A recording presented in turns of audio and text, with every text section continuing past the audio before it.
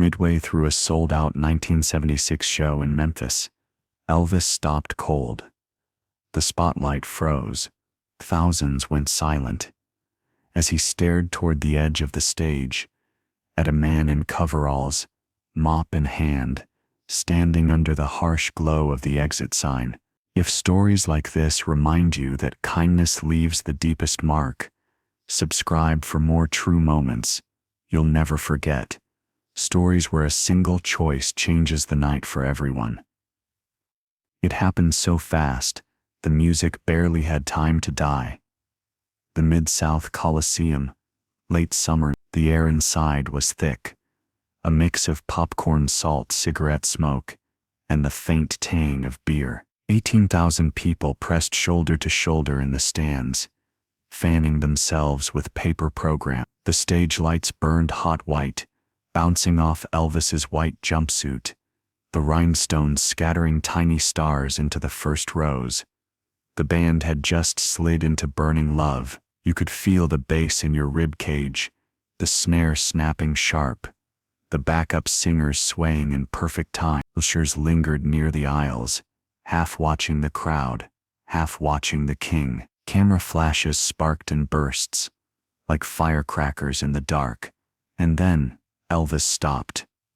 Mid-step, microphone still in his left hand, he froze. His right arm came up, palm out, cutting the band mid-beat. The drums died instantly. The guitar fell silent. Even the amp hiss seemed to vanish. The crowd's cheer collapsed into a low, confused murmur. A few laughed nervously. Others leaned forward in their seat. In the sudden stillness, you could hear the rustle of programs, the soft squeak of a shoe on the stage. Elvis's eyes narrowed toward stage right, not toward the band, not toward security, but toward something, or someone, just outside the main spotlight. His stance changed, not hostile, not alarmed, but locked in, as if the rest of the arena had disappeared. Fans in the front rows followed his gaze, squinting into the dimly lit corner. Some later swore they knew instantly what he'd seen. Others didn't spot it until he started to move, and move he did. Slow, deliberate steps toward the far edge of the stage. The band stayed silent. The spotlight didn't follow. The rest of the lights stayed frozen, leaving the far corner in half shadow. Somewhere up in the stands, a woman whispered, "What's he doing?" Another voice, lower, said, "He never stops mid-song." Then came a sound, faint but distinct in the hush, a mop squeaking against the polished floor. Only a few in the arena could see clearly, but those who did caught the image. A man in green coveralls, head down, hands steady on the wooden handle, and Elvis kept walking toward him. The audience's confusion sharpened into tension. Was this an accident, a distraction? Security guards shifted in place, unsure whether to step in. From up high, it looked like Elvis was about to walk right off the stage, but he didn't rush. He took his time. Somewhere in the quiet, a bass amp hummed faintly. The janitor kept working, the mop moving in slow arcs. He hadn't looked up.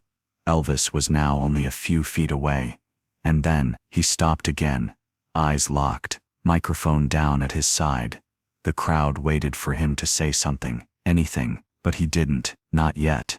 Whatever this was, it wasn't over, and the next move would belong to Elvis. In a building roaring with music minutes ago, the loudest thing now was a mop on tile. The man stood near the rear corner of the stage, under the harsh white spill of the exit sign. Faded green coveralls hung loose on his frame. The sleeves were rolled to his elbows, showing forearms marked by years of work. His steel-toe boots were scuffed to dull gray, the laces frayed. The wooden mop handle rose and fell in his hands, with the rhythm of someone who'd done this 1,000 times, never in front of thousands of eyes. He didn't look up. Elvis stood at the stage's edge, watching him, head tilted slightly like he was studying a puzzle only he understood. A thin smile played at the corner of his mouth. A few ushers at the foot of the stage shifted uneasily, glancing at one another. One leaned toward a colleague, and mouthed, "Do we stop this?" The other shook his head.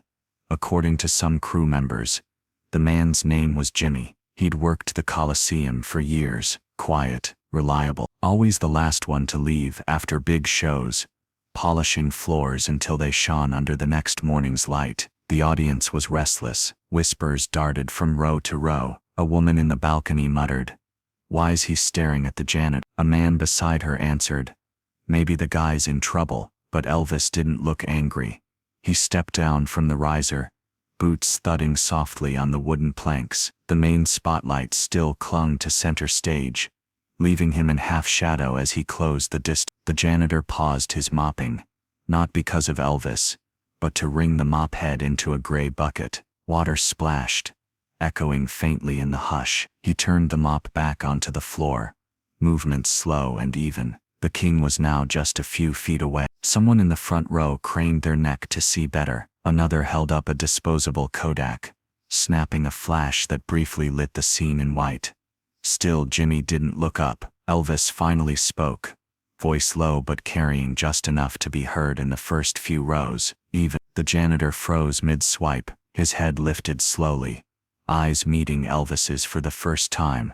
There was no shock in them, just a calm, almost puzzled recognition. Elvis grinned, quick and warm, the kind that melted tension in a room. Behind them, a guitar player on stage shifted his weight, clearly wondering if this was part of the show. It wasn't. The singer stepped closer. "You work here long?" Jimmy's reply was short, "A while." His voice was gravelly, each word grounded in the space between. An odd kind of electricity rippled through the arena, not the kind that comes from an opening chord, but the kind you feel before something personal and unscripted. Why would the most famous man in the room stop a show for this? Elvis adjusted the microphone in his hand, glanced at the crowd, then back to Jimmy and took another step forward. Elvis didn't wait for permission. He closed the gap like it was his stage to walk. Anywhere in the building, the crowd was a living thing now, shifting, whispering, trying to figure out if they were witnessing a mistake or history. Up close, the lights from the stage painted Jimmy's coveralls in pale blue. Elvis leaned slightly, bringing the microphone close enough to catch even the quietest word. His voice softened from the stage boom, came out warm but direct. "What's your name, sir?" Jimmy hesitated, as if the question wasn't meant for him. Then, eyes still lowered, "Jim." The answer rolled through the front rows in low murmurs, some repeating his name as though they'd just been introduced. Elvis's grin widened. He straightened and turned toward the audience, the mic catching the smile in his voice. "Y'all mind if I borrow Jimmy for a minute?" A few laughs, then cheers, a whistle from somewhere high in the cheap seats. Jimmy blinked, unsure if it was a joke. Elvis extended a hand. The mop clattered gently against the wall as Jimmy set it aside. His fingers curled around Elvis's, the grip strong despite the moment's awkwardness. Elvis gave a small tug, guiding him toward the steps up to the main stage. The spotlight operator hesitated for a beat, then slowly swung the beam to follow them. Under the hot glare, Jimmy squinted. He kept glancing toward the floor, as though the bright light didn't belong to him. From the band's corner, the drummer rested his sticks on his lap, waiting for a cue. One of the backup singers mouthed something to the other. Neither moved from their spot. Elvis led Jimmy toward center stage, moving slow enough for him to adjust. The two men stood side by side now, one in a tailored white jumpsuit with rhinestones throwing flecks of light in every direction, the other in worn work clothes. The fabric darkened at the knees. The contrast wasn't lost on anyone. Elvis raised the mic again, speaking to the crowd, but keeping a hand on Jimmy's shoulder. "This here's the hardest working man in the building tonight." The applause came in waves, polite at first, then swelling as more people caught on. Jimmy's lips pressed into the faintest smile, like he was allowing himself to feel the moment. Just a little. Elvis turned back to him. "Mind standing up here a bit longer?" Jimmy shook his head. I'm not used to this." Elvis chuckled. "Don't worry. You just stand there and let me do the work." A ripple of laughter rolled through the arena.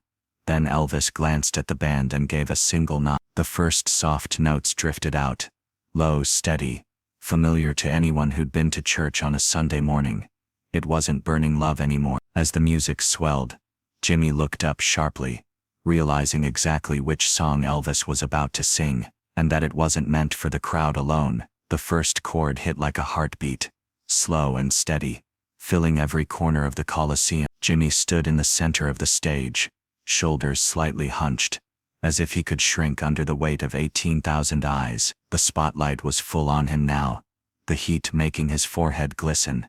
Elvis, just a step away, kept his gaze fixed on Jimmy. No banter, no grand gesture, just that unshakable focus, as though the rest of the crowd had dissolved into shadow. The melody was unmistakable, "You'll Never Walk Alone." The piano's opening notes were joined by the low hum of the bass, the soft brush of cymbal. Jimmy's hands twitched at his sides, as if he didn't know where to put them without the mop. His knuckles whitened, fingers gripping one another like a rope. Elvis brought the mic to his lip. His voice was rich, steady, holding a tenderness that wasn't there in Burning Love a few minutes earlier.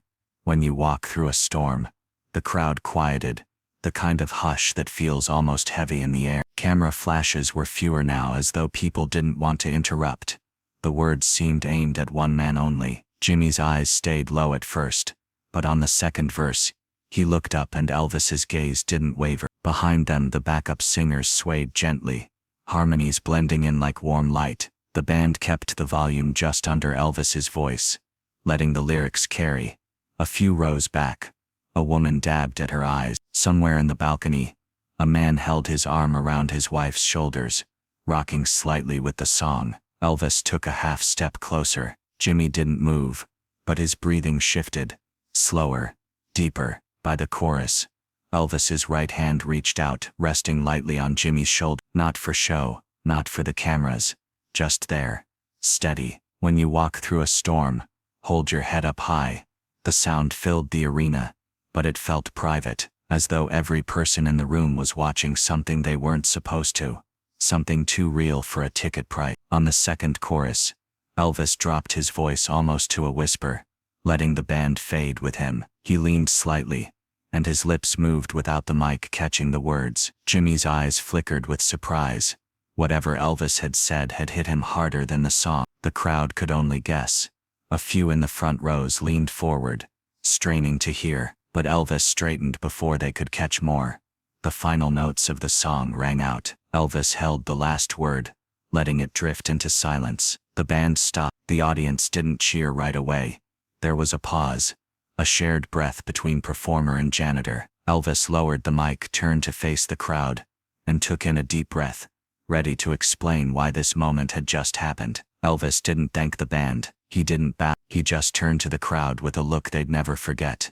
The silence stretched, the kind that prickled at the back of your neck. Jimmy shifted his weight from one boot to the other, eyes darting toward the floor. Elvis lifted the microphone slowly, his voice softer than before but carrying to the very back rows. "This man," he said, pausing as his free hand gestured toward Jimmy, "lost his wife last month." An audible gasp rolled through the arena. It was the sound of 18,000 people taking the same breath. Elvis let it sink in. His tone was gentle, but the weight of his words hung heavy. "And yet," he continued, "he's here tonight, making sure this place shines for all of." The crowd shifted, applause starting in pockets, then spreading until the entire building was clapping. Some fans rose to their feet, others pressed their hands to their chests. Jimmy's eyes glistened under the heat of the lights. He blinked hard, but the shine stayed. Some in the audience recalled seeing him before, sweeping the lobby before shows, polishing brass rails. Few had ever known his name. Elvis didn't rush the moment. He stepped closer, closing the small space between them, and with his left hand, he reached for the scarf draped around his own neck. White silk, damp at the edges from the performance. In one smooth motion, he lifted it and placed it gently over Jimmy's shoulder. "Your family here," Elvis said simply. It wasn't loud. It didn't need to be. The applause swelled again, now mixed with shouts of approval. A few fans in the front rows called out Jimmy's name. Jimmy's hands rose instinctively to touch the scarf, his fingers brushing the fabric, as if making sure it was real. His chin dipped in a short nod, part gratitude, part disbelief. Elvis kept his hand on Jimmy's shoulder, turning them slightly so the audience could see them together. The contrast between them, one in rhinestones, one in work-worn green, was a picture the photographers in the pit captured from every angle. But even in that moment, Elvis's eyes stayed on Jimmy, not the cameras.